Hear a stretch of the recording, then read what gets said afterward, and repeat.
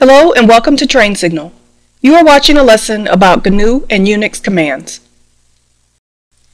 Unix is an early operating system dating back to the late 60s that spawned Linux. And though Linux has grown and spawned variants of its own, much of the Unix legacy remains.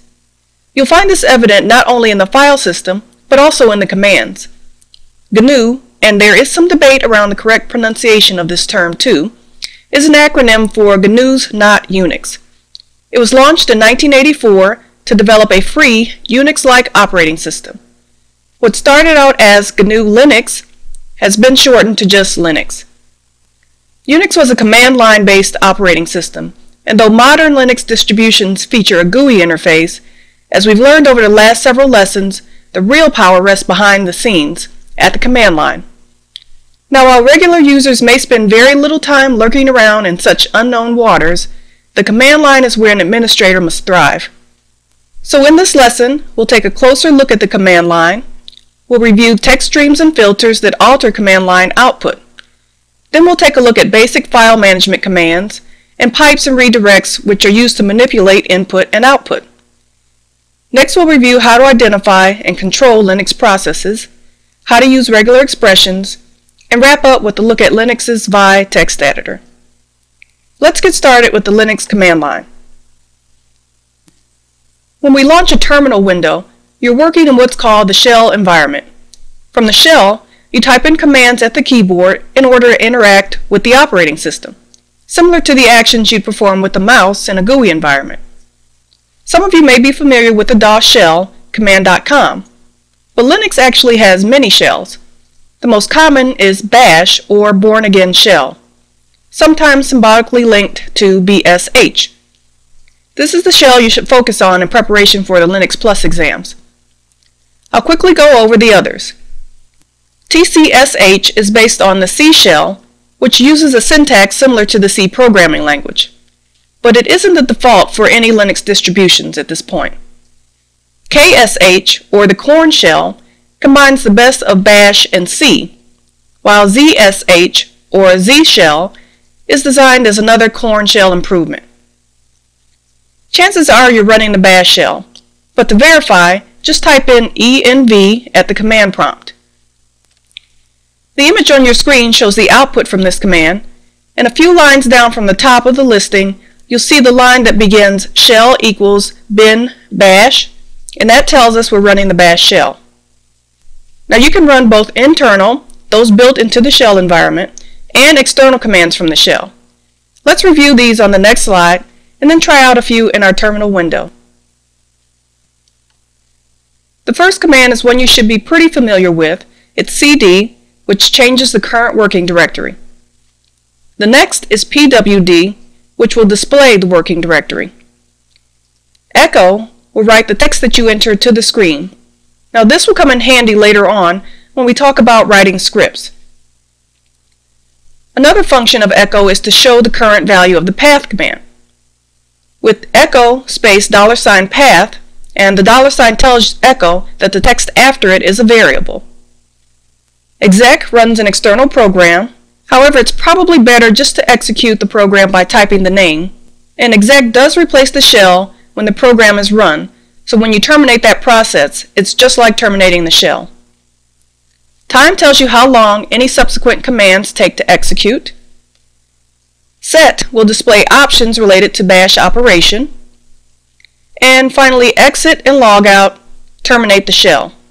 Exit will terminate any shell, but logout only works for login shells, and login shells are those launched when you enter a text mode login.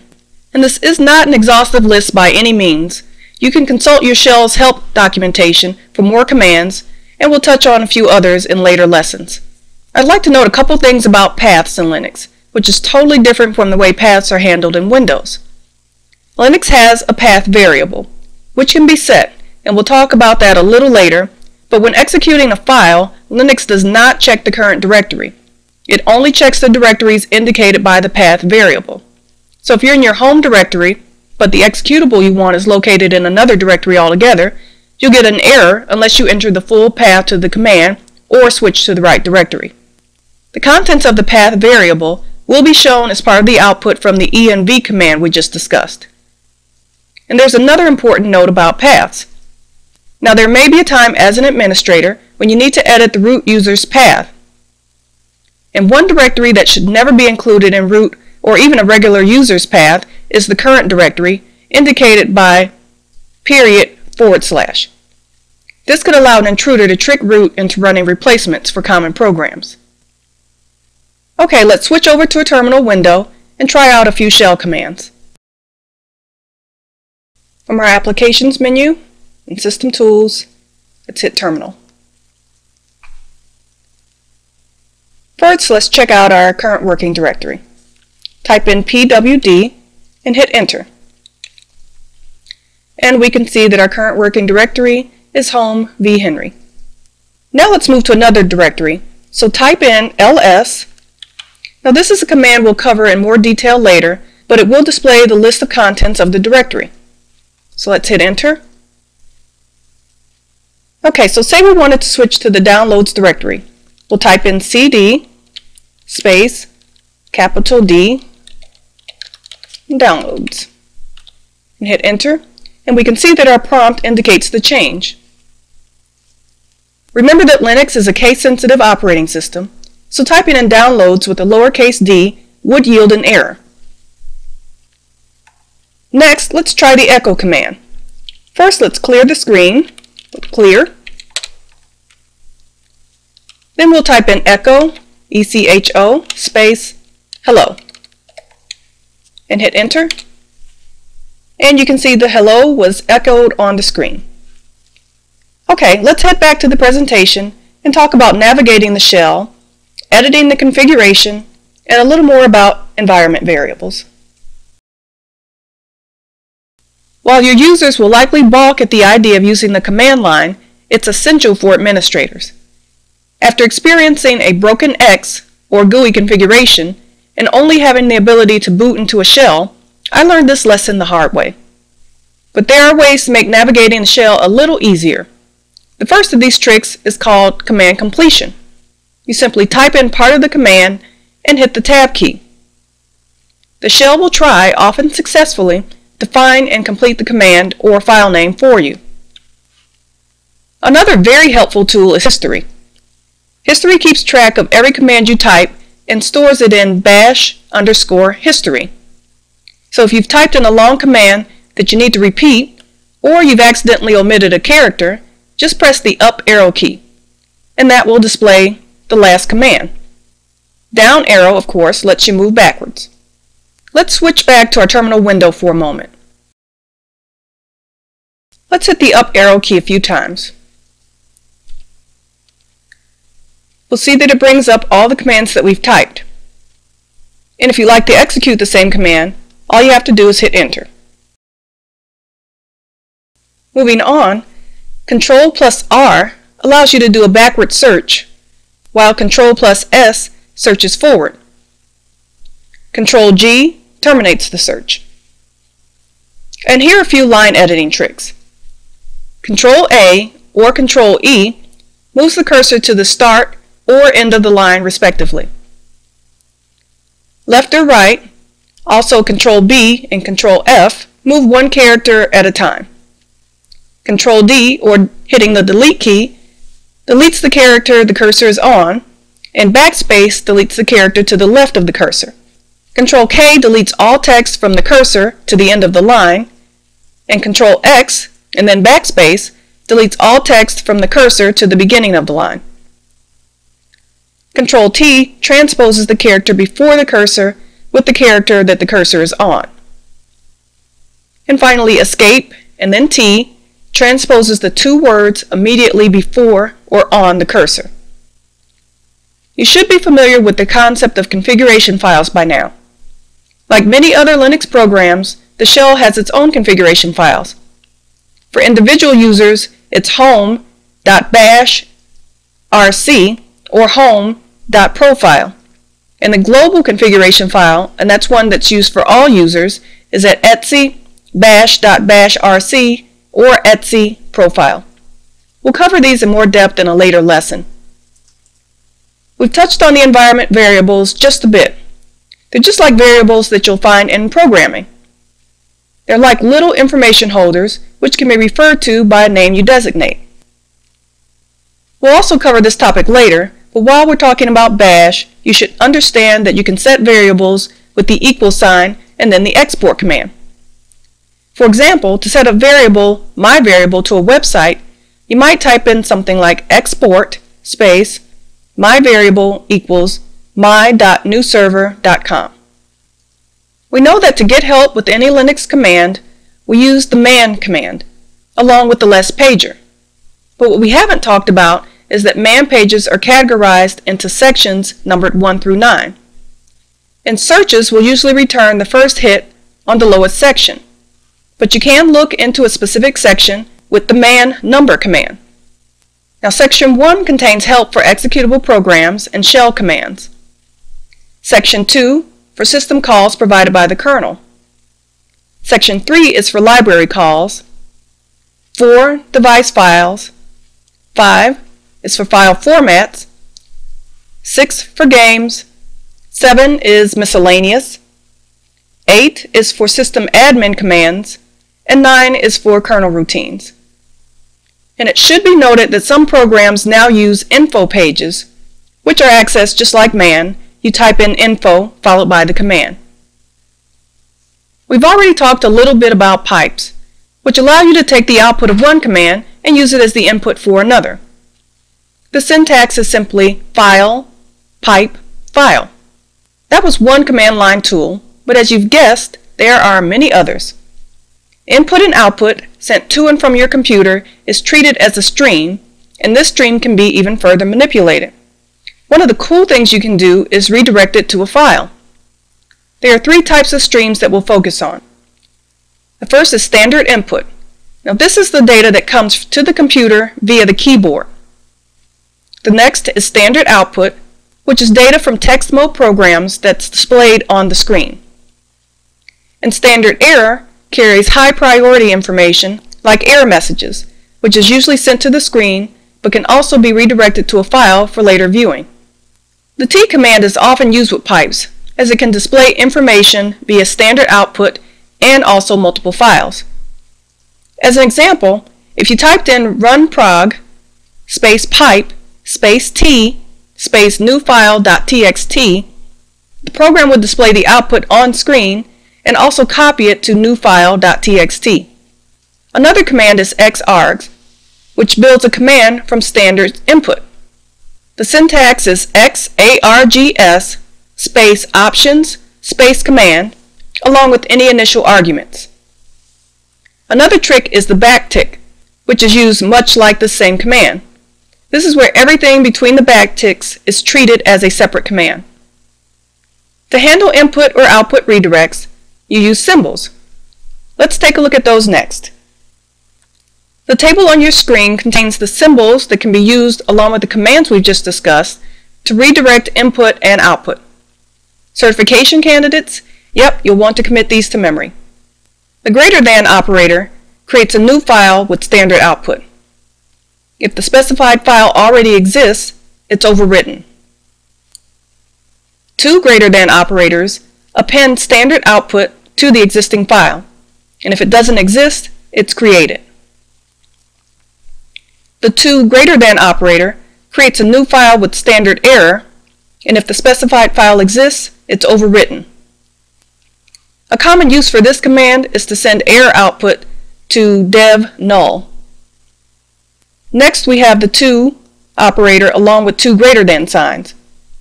And this appends standard error to an existing file, and if it doesn't exist, it's created. The ampersand and greater than sign operator creates a new file with both standard output and standard error, and if the file already exists, it's overwritten. The less than operator sends the contents of the specified file to be used as standard input. 2 less than operators accepts the text on the following lines as standard input. And the less than and greater than operators together say that the specified file will be used as both standard input and standard output. On the next few slides, we'll take a look at using filters to manipulate files. So, what are filtering commands? They can combine files, they can alter the layout or format of a file, and also change how the data is displayed. Let's review some of these commands. The first is cat, short for concatenate. This command links files together, but can also be used to display files or add line numbers. -E or --show-ends displays line ends, and that's the $ at the end of the line. -n or --number adds line numbers to the front of every line. -b or --number -non-blank adds numbers only to lines that contain text. -s or --squeeze-blank compresses blank lines down to a single blank line. -T or --show-tabs displays tab characters as a caret sign. -v or --show-non-printing displays special characters using the caret and m- notation. The tack command reverses the order of lines in the output. Join combines two files by matching the contents of specified fields. Paste merges files line by line and its tabs separated. Expand will convert tabs to spaces. OD displays an octal dump, and that shows the files as octal numbers.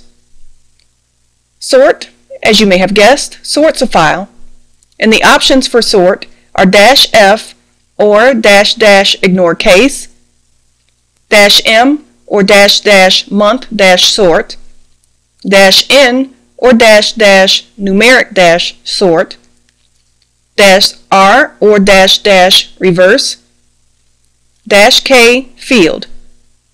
Next is the split command, which takes one file and splits it into two or more files. The next is tr, which changes characters, and the format is tr space options space set1 followed by set2. Unexpand converts multiple spaces to tabs. Unique is one that I use fairly often, and it removes duplicate lines. Format, or FMT, cleans up the file format, and it has the options -width or -width space options. The NL filter is used for line numbering, and it has several options that let you tailor the output.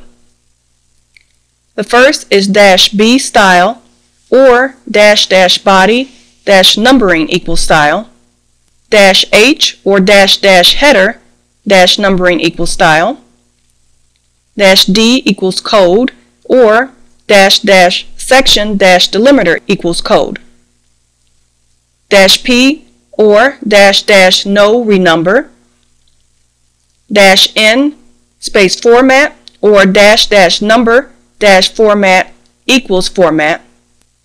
Then you have T for non-blank lines, A for all lines, N for no lines, and P for regular expressions.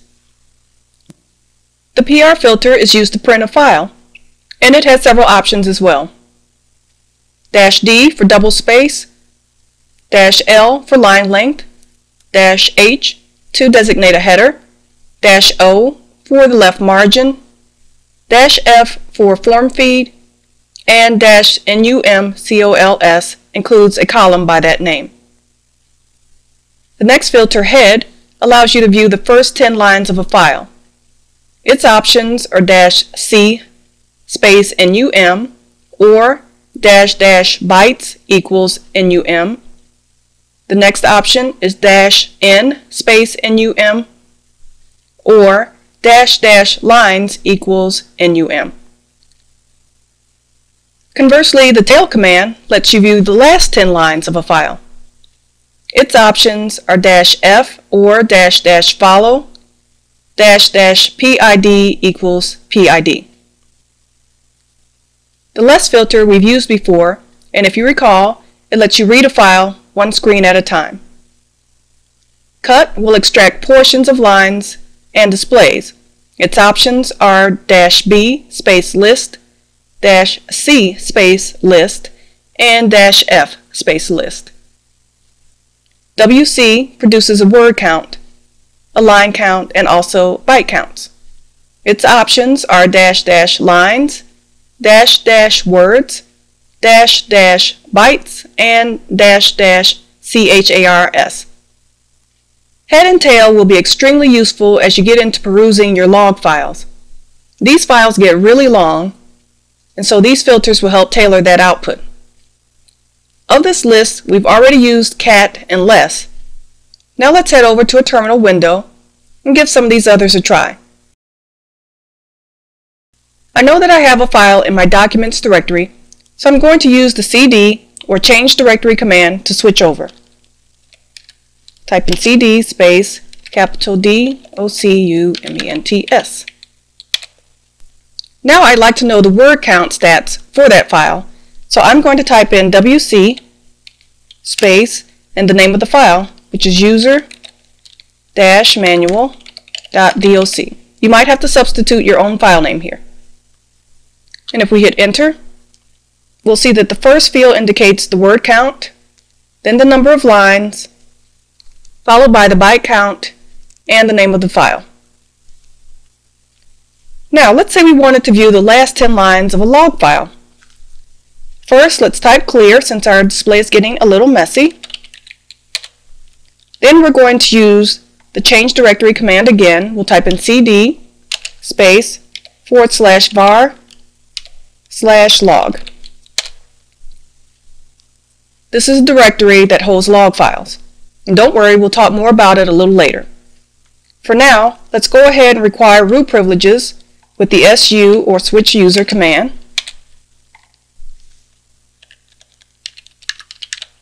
Type in your password. And from here, let's type in the tail command that we just learned about. And we'll type in messages. And you can see that I forgot the S, so let's go ahead and use that up arrow key that we learned about. We'll add the S on the end and hit enter. And what you'll see on the screen is the last 10 messages that are in the log file. Okay, let's head back to the presentation and look at file management commands. In reviewing the options and complexities of Linux commands, we would be remiss if we didn't cover some of the basics. These are the commands to let you do the simplest file manipulation tasks. Now there are a couple things to reiterate about files. Linux is case sensitive, so a lowercase l and an uppercase L are totally different. And certain characters shouldn't be used in file names, and those include the asterisk, the question mark, and the forward and backslash. These are reserved for special uses in Linux. The question mark is a wildcard and represents a single character, and an asterisk matches any character or set of characters. Brackets are used to match any character in a set. And we should also know that one dot refers to the current directory and a double dot refers to a parent directory. Now the first command we've used already, and it's ls, which again lists the contents of the current directory.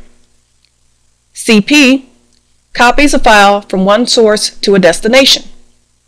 MV moves a file. RM deletes, and touch modifies the timestamp or creates a file if it doesn't exist. mkdir creates a directory, and rmdir deletes a directory. Now let's move on to file archiving. The tape archiver command, or tar, is similar to the Windows zip command. It collects a group of files into a single zip file in Linux called a tarball. We'll cover the cpio and dd commands in a moment, but they have similar functionality. The table on the screen lists the options most often used with tar. --create, abbreviated with a C, creates the archive. --concatenate is abbreviated with a capital A, and that appends tar files to an existing archive. --append, abbreviated with the lowercase r, appends non-tar files to the archive. --update, abbreviated with U, appends files newer than what's in the archive. --diff or --compare, which is abbreviated with a lowercase d, compares the archive to files on the disk. --list, abbreviated by T, lists the archive contents. And finally, --extractor space R or --get, which is abbreviated by an X, extracts the archive files. Let's move on to the next couple of slides that cover qualifiers and how they can be used to change what the commands do. Qualifiers, again, can be used to modify what the tar command can do. The first qualifier is --directory space dir, abbreviated by capital C, which says to switch to this directory before completing the action.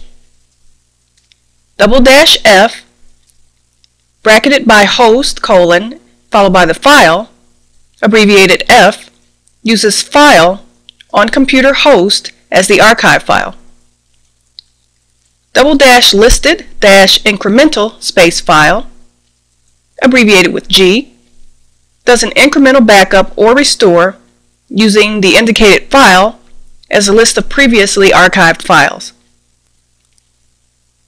--1-file-system, abbreviated with L, backs up or restores one partition.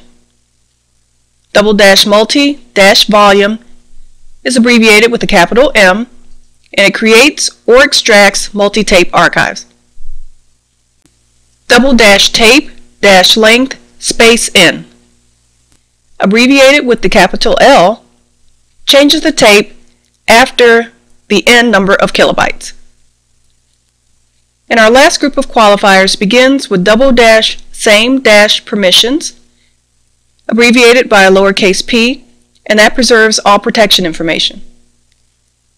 --absolute-paths, with the capital P abbreviation, says to retain the leading / on all file names. --verbose, with the lowercase v abbreviation, says to list all files read or extracted.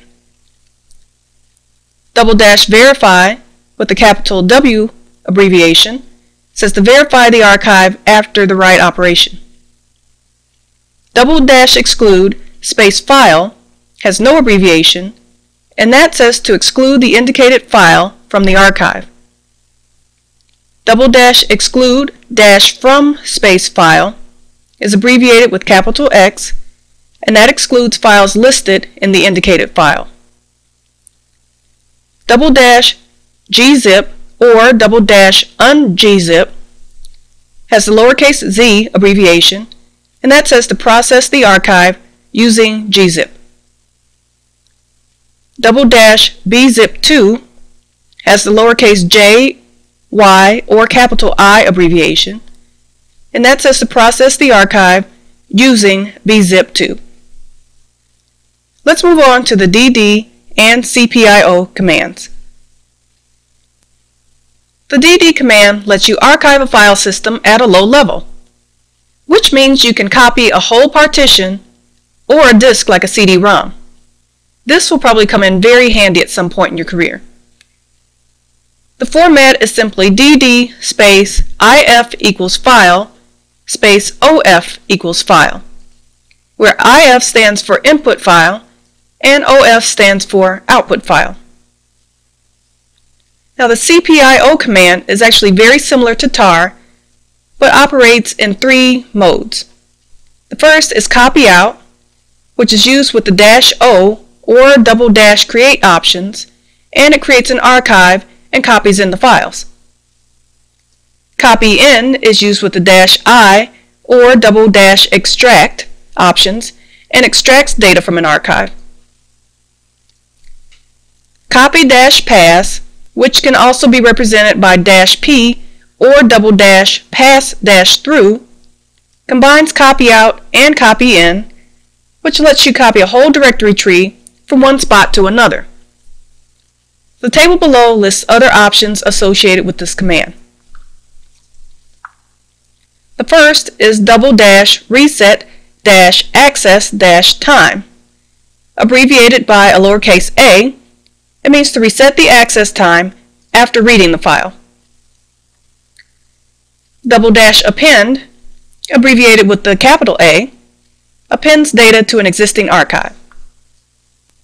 Our CPIO options continue with ~pattern-file equals file name, and that's abbreviated with capital E space file name. And that says to use the contents of file name as a list of files to be extracted in copy in mode. ~file equals file name, abbreviated with capital F space file name, says to use the file name as the CPIO archive file. And ~format equals format, abbreviated with capital H space format, says to use the specified format, which could be bin, CRC, or tar. And oddly enough, the -I space file name abbreviation doesn't have an option per se, but that means to use the file name instead of the standard output. ~list, which is abbreviated with a lowercase t, says to display the table of contents for the input. ~unconditional, abbreviated with a lowercase u, says to replace the files without verification. And finally, ~verbose, abbreviated with the lowercase v, displays the files as they're added or extracted. Now let's move on with a look at process management. You start a Linux process by running a program, and sometimes these processes need to be manipulated.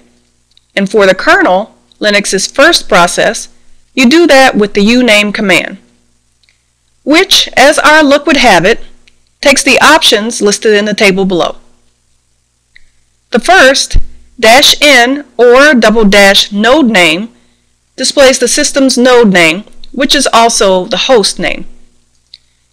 -s or ~kernel -name displays the Linux kernel name. -v or ~kernel -version displays the Linux kernel version, and that includes the build date and time. And -r or ~kernel -release displays the kernel version number. -m or --machine displays information about your machine. -p or ~processor will display info about your CPU. -i or ~hardware -platform displays your hardware platform, but usually this is unknown. -o or ~operating space system will display your operating system name. -a or ~all will display all of this information. Let's try out the uname command. Let's switch back over to our terminal window. First, let's type in clear. And then, since we're still logged in as root from our last operation, let's type exit. Now it'll get us back to regular user mode. From here, let's type in uname, UNAME, space -n, and hit enter. And what we'll see there is the host name. Now let's try the -v option. We'll type in uname, space -v, and what we should see is the kernel name. Now let's take a look at all this information by typing in uname -a. And again, that displays all the information about the kernel. Looking at kernel information is fine, but what if we want to know about the other processes running on the system? For that, we use the ps or process status command. I use this command to find out information about errant processes. Now there are three types of options that go along with this command. The first is Unix 98, which uses a single character that can be grouped and is preceded by a single dash. BSD also uses a single character and can be grouped, but doesn't have a dash. And GNU long is multi-charactered, and it's never grouped and is preceded by 2 dashes.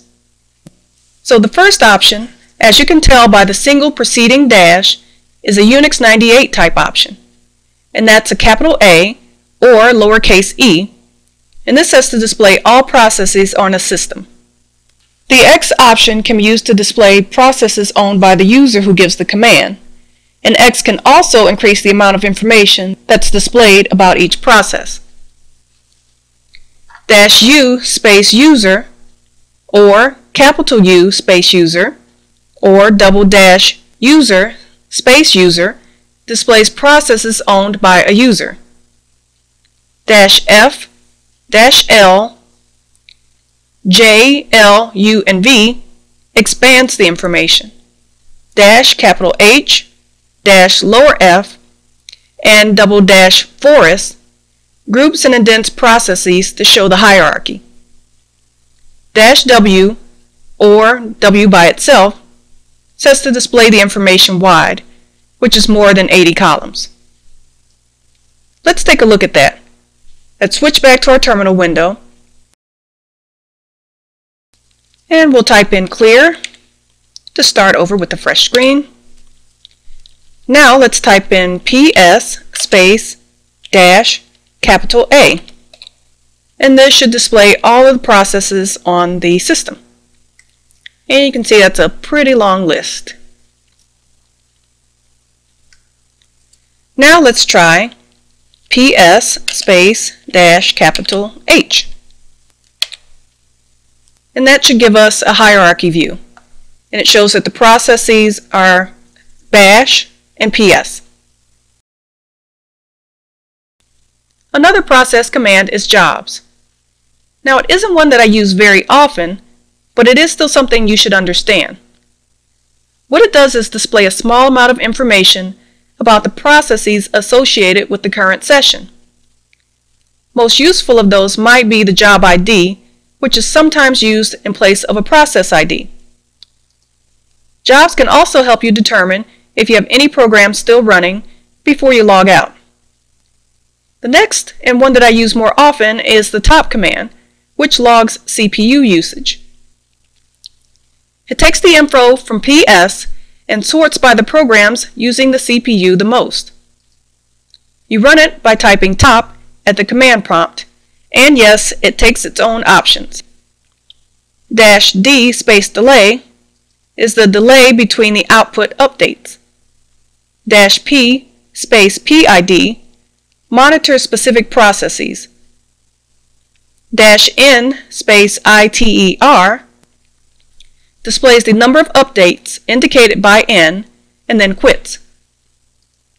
-B is for batch mode, which says to use the file instead of a screen.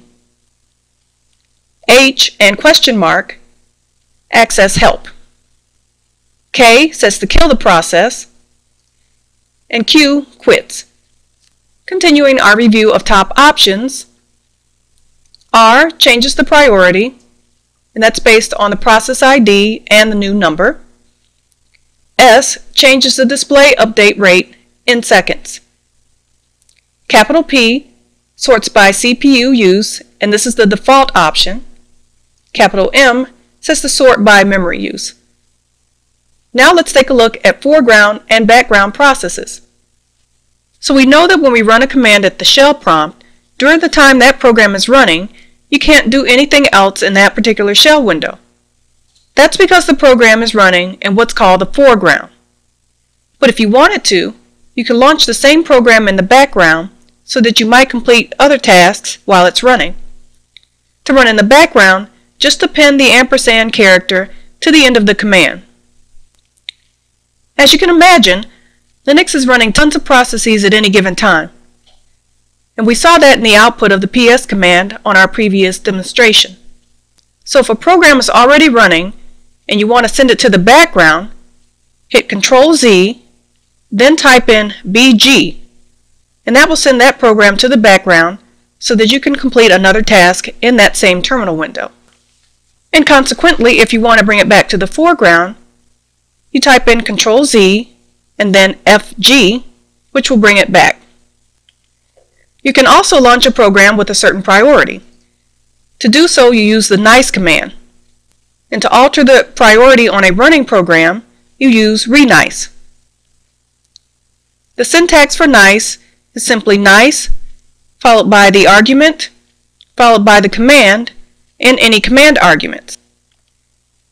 Now the argument is the priority, which could be assigned using a dash and a number, a dash in and the number, or double dash adjustment equals and the number. And the number, of course, is the priority that you want to set it to. Renice, again, will alter the priority of a running program.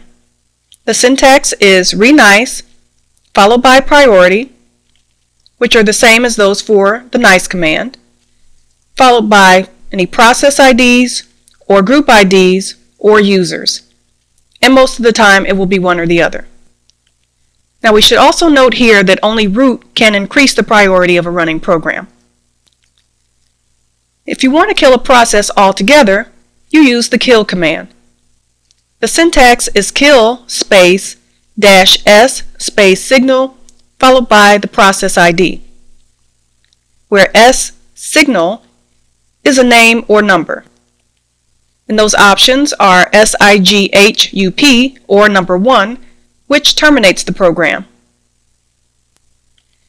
9 or SIGKILL causes the process to exit without performing any of those shutdown tasks. And 15, which is SIGTERM, lets the process exit and close any open files as well. If you don't specify a signal, the default is 15. Kill all is another option, which terminates a process based on the name rather than the process ID. Now let's take a look at regular expressions. Regular expressions simply represent patterns of text. The word Linux itself is a string, but things can get advanced when you combine the string with non-alphabetic characters, which can expand the matching rules, kind of like the wildcards we talked about earlier. The first of these characters is the brackets. Anything inside the brackets is a bracket expression, which matches any one character that's in the brackets. So, for example, if we had the characters A, E, and I enclosed in brackets between a C and a trailing R, this would match both CAR, CER, and CIR. The next is a range, and that's included inside brackets, but is separated by a dash. The single character is represented by a dot and matches any single character in a group. For instance, C.R is equal to CAR, CBR, or CDR. The start of a line is indicated by a caret symbol, and the end of a line by a $sign. Repetition is a special symbol that marks how many times a matching item should exist. Asterisk represents 0 or more times, the plus sign 1 or more, and the question mark is 0 or 1. And these can be combined with other characters as well. Multiple strings is represented by the vertical bar, and it separates two possible matches. Parentheses mark sub-expressions, and escaping is represented by the backslash, and that's used to match a special character like a dot or a question mark. Now there are two programs that use regular expressions quite a bit, and those are grep and sed. Let's start with a look at grep. Grep searches for files that contain a particular string. The syntax is grep space options space regular expression followed by the files. And of course there are a few options. -C or double dash count, -F space file or double dash file equals file, -I or double dash ignore dash case, -R or double dash recursive, and double dash extended dash regexp. We've reviewed commands that let us manipulate files, and sed continues in this vein. It actually modifies the contents of files and sends the updated file to standard output. There are two syntaxes associated with this command.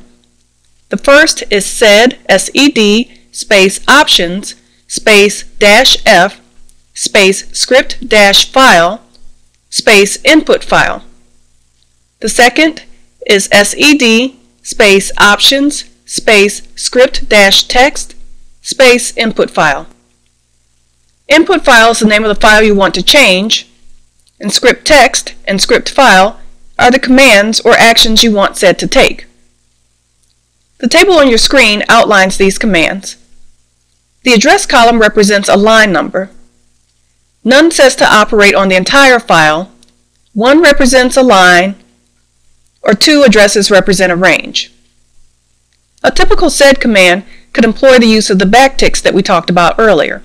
It might read sed space backtick s, which represents a regular expression, /blue /green, followed by the trailing tick, space colors.txt, greater than symbol, space new colors.txt, which says we're going to look in the colors.txt file, and we're going to swap out the word blue for green, and we're going to write that to a new file that's called newcolors.txt.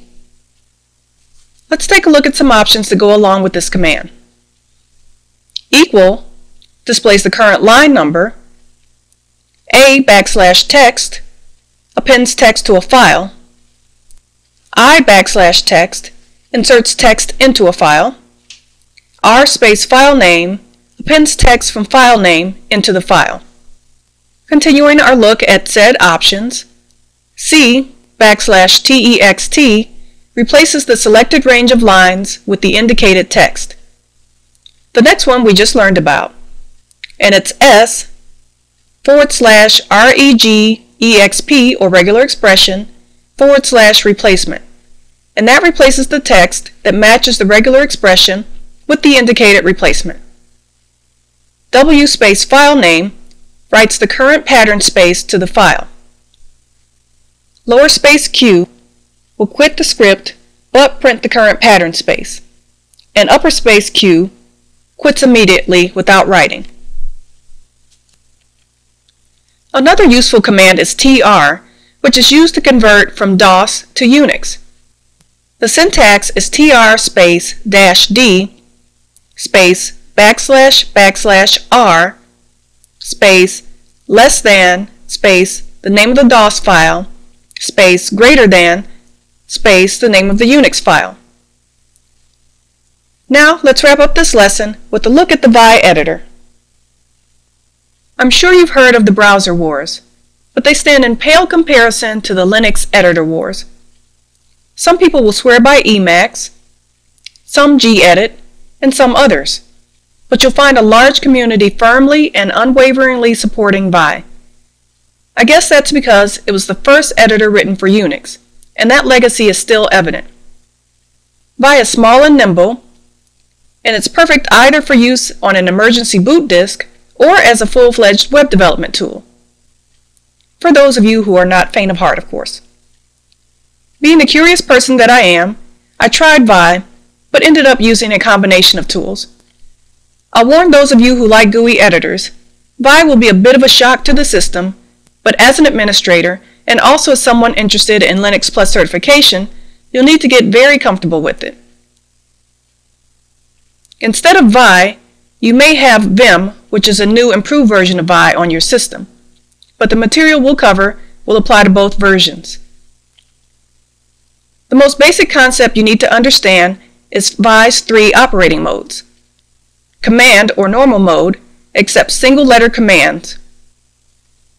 X or EX is accessed by typing the colon, and it's also referred to as colon commands. This mode is used for file manipulation, like saving your document and launching outside programs. Insert is used to insert text. You access this mode with either the I or A from the command mode. and the escape key always exits and returns you back to command mode. So if you ever lose track of where you are, the escape key will take you back to that mode, and you can navigate from there. There are many commands and combination of commands that can be used to help you navigate from within Vi. The first of these is H, J, K, and L, which represent the left, down, up, and right arrow keys respectively. Yank works much like Windows copy command, and the syntax is the number of lines followed by 2 Ys. YX will copy the amount specified by X. DD works just like Yank, but it deletes the lines and copies them to the buffer. DX deletes the amount specified by X. Lowercase p says the paste after the cursor, while the uppercase p says the paste before the cursor. The tilde changes case, U undoes the last command. In command mode, the O will insert a new line below the current one and enter insert mode. And the colon exclamation point will execute an external command. Continuing with our navigation keys, the /, when used in command mode, is used to search for text. Lowercase c changes text from within command mode. CW can be used to change the next word, or CC can be used to change an entire line. Capital G says to go to a specific line. Capital H is for home, and capital L is used for the bottom of the screen. The next command replaces a string and does it globally, and that's %s /original /replacement. :E says to edit a new file. :R includes the contents of an old file in the new one, and :LS lists the directory. And we have some save navigation keys as well. :W saves, 2 colons and a Q or a Q and an exclamation point will quit without saving, and :WQ will save and then quit. Now Vi is a very powerful program, and as such it definitely has more commands than what we've reviewed here. This is a program that will take a little getting used to. To help reinforce this information, I decided to use Vi exclusively for a couple weeks, and the same may work for you. And that concludes our lesson on GNU and Unix commands. Let's review what we've learned on the next slide. I hope you feel yourself getting more comfortable with navigating the command line. And though there are usually ways to accomplish the same tasks from the GUI, an administrator must be proficient in working in both environments. In this lesson, we covered some basic operations associated with the Linux command line. Then we moved into manipulating files with pipes, streams, and filters. Next, we reviewed file management and process management commands. Next, we learned about regular expressions and how they can be used to search and modify files. We wrapped up with the Vi editor, an essential tool of the Linux administrator. Thank you for watching, and I'll see you in the next lesson.